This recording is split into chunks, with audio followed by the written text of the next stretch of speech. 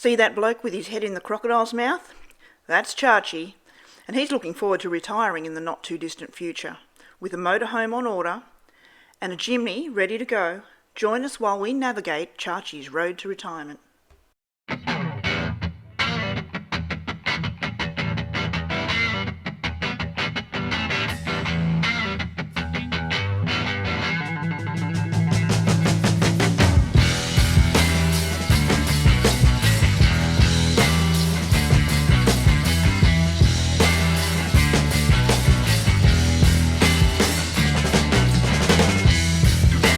Okay, so we've arrived at Glengallen Homestead. We're just heading up the driveway. I saw barley there.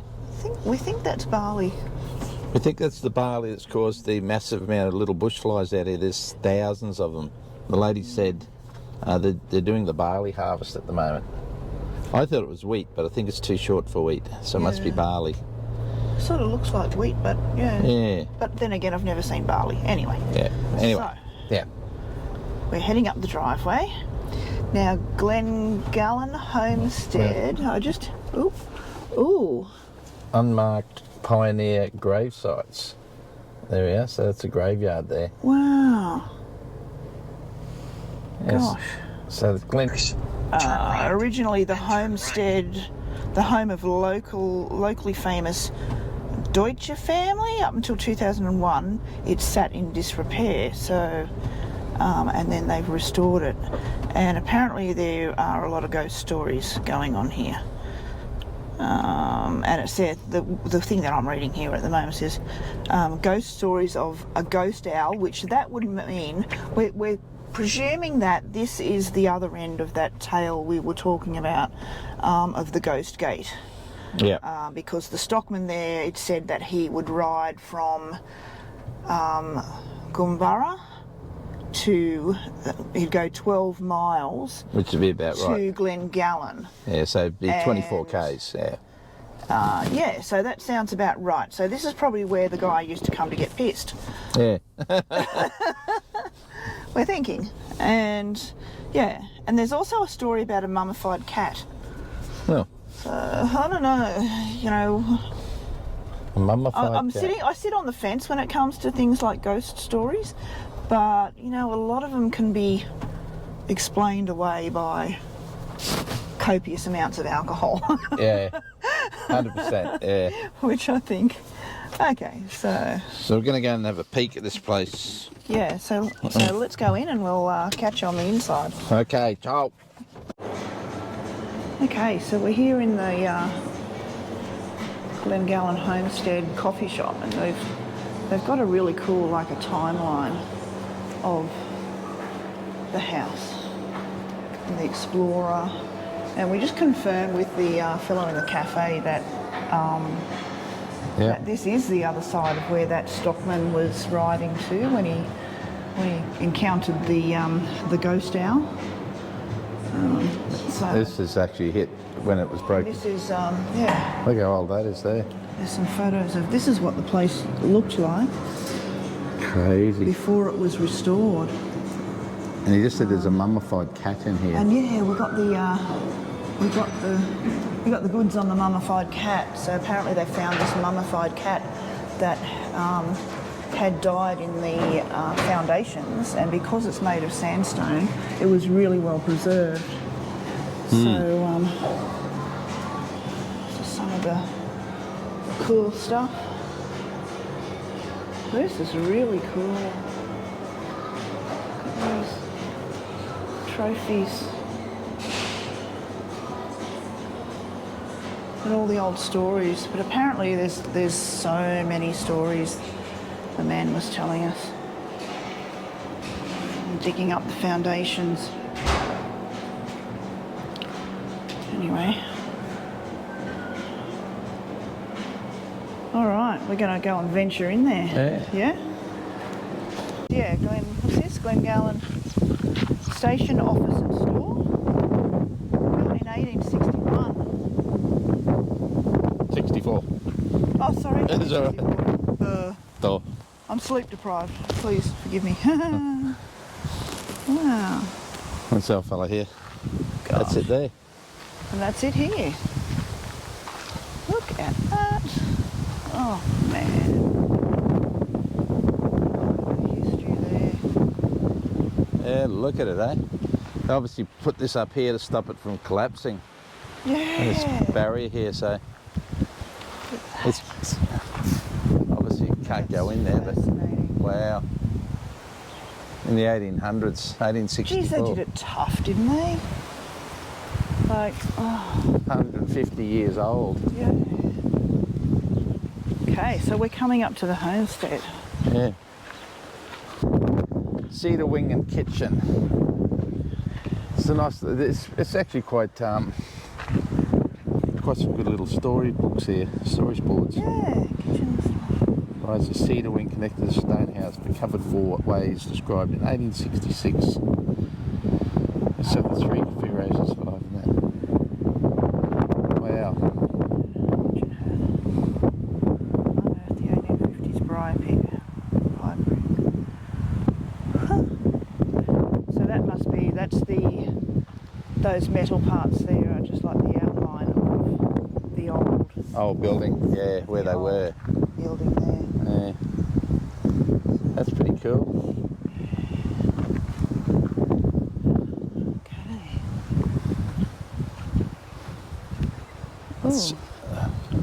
Who are these shadowy looking characters? Yeah, they are shadowy.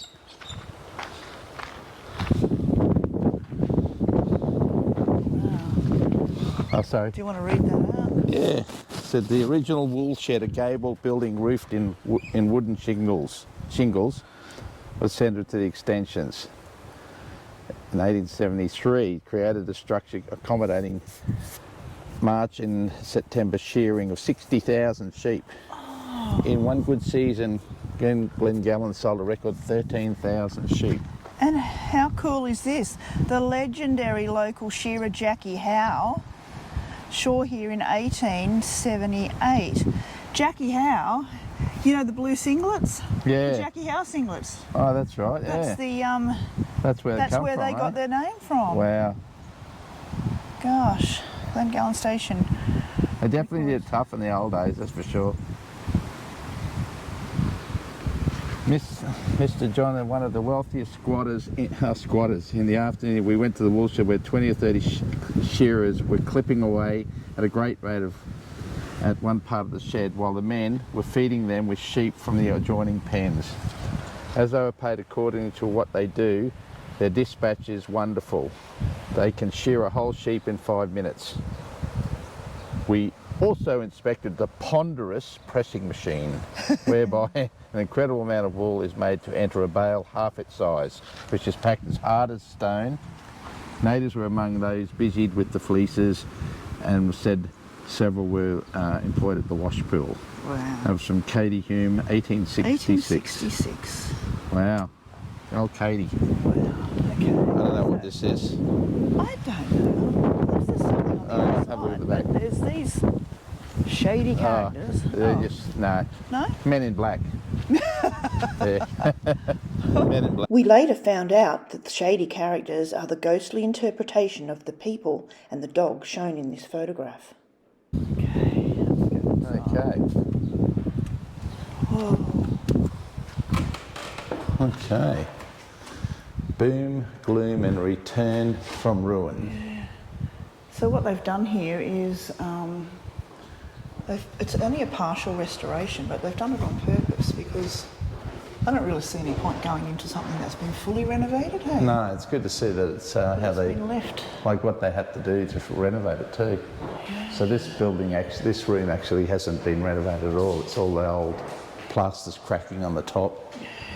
And the roof's pretty well stock standard. Estee organ, wow. That's the old pump ones where they just keep pumping it. Yeah. Don't you?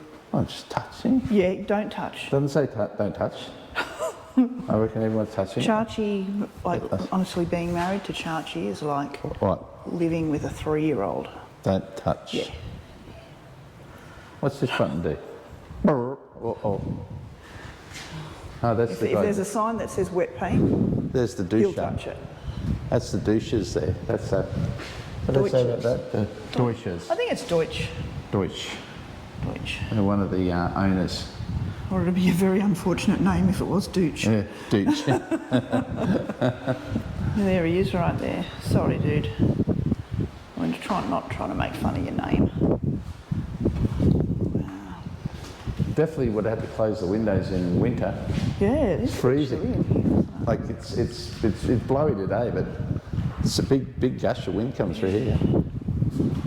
Look at those old ceiling roses. Wow. That's a bit scary. What's this? Obviously they didn't build the upper floorboards very strong. Oh. Limit 50 people upstairs. So be careful. And don't jump. No, what'd you say? Chargy. Oh, magnificent staircase. Oh wow. Yeah. That is a magnificent staircase. Oh, stunning. I would love to live in an old house like this. Look at the view outside. Like oh, there goes. He's the guy that we were just looking at. Oh, there he is. The robo. He knows how to mow, that fella. Yeah. Look, I saw him down. He's mowing the gravel. No, he's heading to his next spot. That's so cool. this poor bugger would never stop here. Like, look out there. That's really weird. Like, we're standing in this historical homestead. Very old building. And there's a robo. The robotic mower goes by. Howdy. Hello. It's a Roomba, but it's a Yardba. Okay, back to this. Right, so. Dark days indeed. So it was abandoned from 1940s when the last caretaker family left the cedar wing. It lay open to the elements for stock and haven for vermin. Generations of bird life nested in its rafters and the nooks and crannies are crumbling. Wow. Okay. Amazing. My goodness. Oh, wow. So, yeah. Yeah, you could just imagine how much it would take to restore the whole thing anyway. I think you guys here's said the cat. close for 20 million. Myrtle, the mummified moggy. Look at this. Wow. Okay. Oh my gosh. And mummified because it was in sandstone. Amazing, huh? Oh, wow.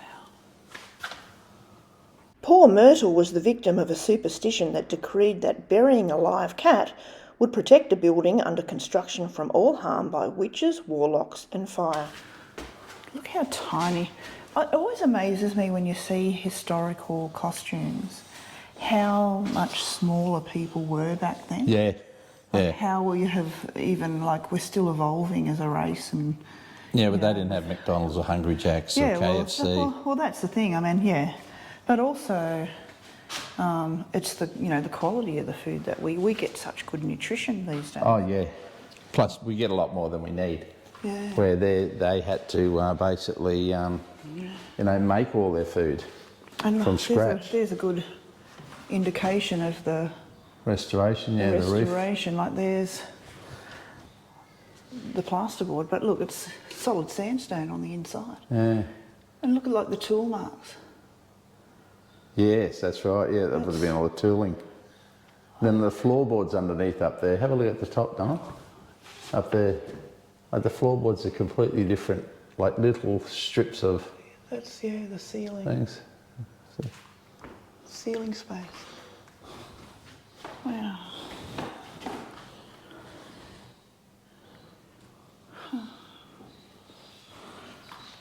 Wow, this photo here is quite amazing. So this is that room here, right there now. Wow. Exactly the same. That's it, and then behind it is the window. Wow. Crazy. I think the plant needs a bit of water, but anyway.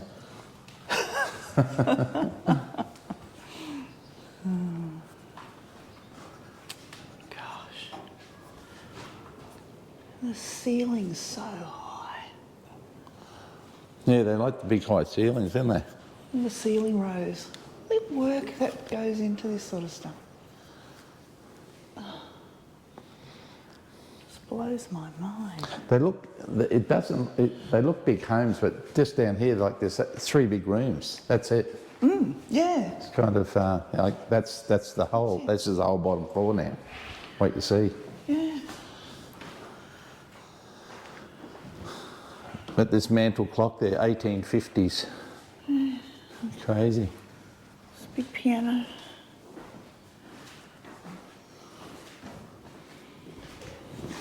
Oh, Jesus. Honestly. Can't take him anywhere. Top hat. Oh. W.B. Slade's top hat, hey? Wow. The Slades, so they lived here. A student of law, William Ball Slade, came to Australia in 1861 for his health, having been prescribed a long sea voyage to remedy recurrent headache. Oh, God. Well, That's enough to give me a headache. A long sea voyage. Okay, now we're going to head upstairs and hope that the ceiling and the floorboards no, it's pretty hold good. us. 'Cause it's 50. Okay. It's right for 50, so I don't think there's 50 people here today. So there's a little book there to sign too. Let's go upstairs. Branch. Oh, listen to that. Every haunted house needs a creaky staircase. This is amazing.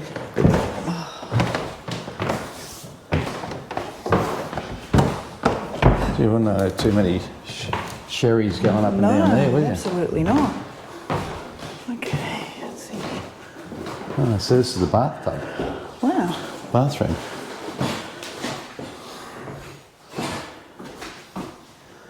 Wow. Oh, that's restored in the same colour. That was it before. Oh, look at the toilet. Oh my God. Is that a toilet? Yep.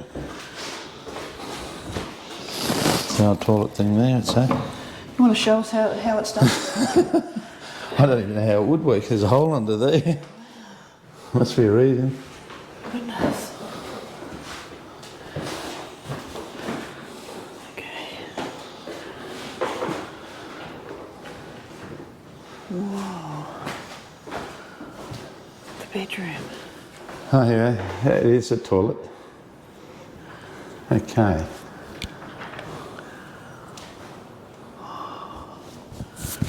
I don't know whether you can hear that, but the wind is just howling.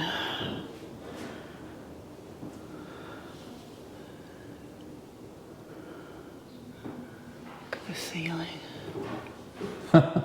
Water from the Glengallen Creek was forced in 2 lifts to a height of 87 feet to a lead-lined tank which remains in the rafters above. Wow.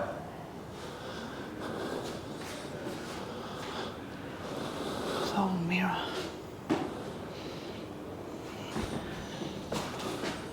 Can you hear I don't know whether you can hear the wind, but I'm just gonna.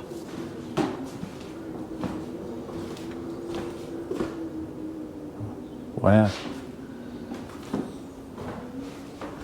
That's crazy. You see why they're haunted, the wind. Yeah. It's coming through that gap in the. Whoa. What a view. That's amazing. It's amazing how much the history of this place, eh? Crazy, isn't it? Yeah. Oh, goodness. It's the balcony. Oh, wow. Oh. Some more shady looking characters out here. Wow.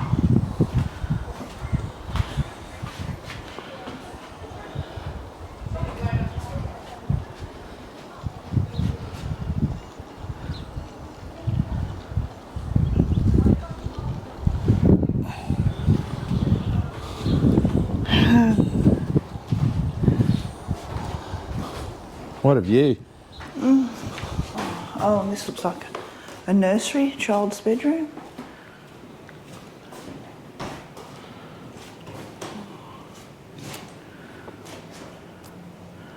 Wouldn't it be freaky if that rocking chair just started to rock?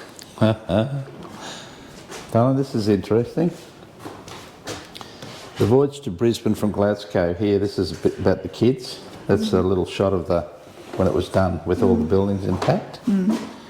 But here, which 37 children died of measles and whooping cough on the way over. Rob and Mary's children's Robert Jr., aged 7, and James, aged 5, survived, but the baby, Harry, aged 9 months, died on the day the ship arrived in Moreton Bay, 1865. Little Harry was buried in the cemetery at Milton. That's the one there. This site later became Lang Park Football Ground, which is now where the great and grand new Suncorp Stadium stands. Wow, isn't that freaky? 5 shillings per acre they paid. 5 shillings per acre. Yep. And he also bought 180 acres for £45. Wow. Okay. All right. So, what did you think of that, Church? I enjoyed that. It was good. A lot of Australian history there, and how they built a beautiful big home, and how it got wrecked, and then how they rebuilt part of it. That was so cool. I really loved that. Yeah, it was interesting. It was really informative, and all the signs and everything were great. And all that, just little quirky stories all the way through on the signage, like Alice Richardson. The official. She was 13 years old. It was her first job, and she was employed there as the fly swatter in the kitchen. Yeah. So, and how much did she earn? She earned a big amount, 1 shilling per week, plus her keep. Imagine if that was your job, just swatting flies. But I'm just hoping she was a big eater, so she'd probably... I'd be eating 5 shillings worth of food. Just to make it worth the while. Just to make it worth your while. Yeah, 1 shilling per week. Fly swatting. I want to see what her key performance plan looks like. Yeah. Like, what were the key performance indicators for a fly swatter back then? Like, did you have to bag them at the end of the week and say... Was it like 20 a day? Go like that and say, look at that. Yeah. Look at that and who bag. counted the flies? Did she have to go and then report, and then had someone who counted the flies to make sure she No, was... I reckon it was if doing they a job? found a fly in their lunch or dinner, then she'd be sacked or given at least a stern warning. A stern warning. She'd be put on a performance plan. Yeah, I think she might get her first warning.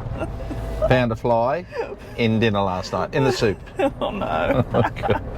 Oh. Well, at least they had an official fly, so I'd imagine if they didn't, they'd be eating the sky raisins every lunch and dinner. That's it. Next week, I barely survive an encounter with piranha ostriches at the Longneck Farm. We check out Gordon Country and we take a walk to the Mount Castle Lookout.